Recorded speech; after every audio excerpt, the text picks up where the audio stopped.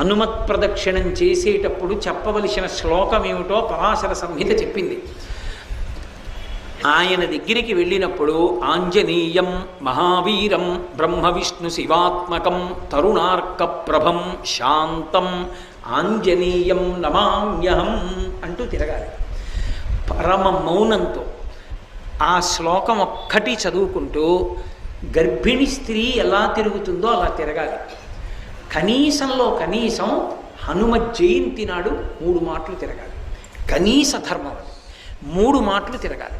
3 మాటలు తిరిగేటప్పుడు ప్రతిసారి తిరిగి వచ్చి ఒక చోట ఆగి శ్లోకం చెప్పి మళ్ళీ తిరగాలి ప్రదక్షిణంగా. అలా 3 మాటలు తిరిగితే, అందుకే నేను మీతో పరమ సత్యం చెప్తున్నానని జ్ఞాపకం పెట్టుకోండి. ఎంత ఉద్వేగభరితమైన పరిస్థితుల్లో, ఎంత కష్టంలో ఉండనివ్వండి, హనుమత్ ప్రదక్షిణాలు చేస్తే మనస్సుకి శాంతి కలుగుతుంది.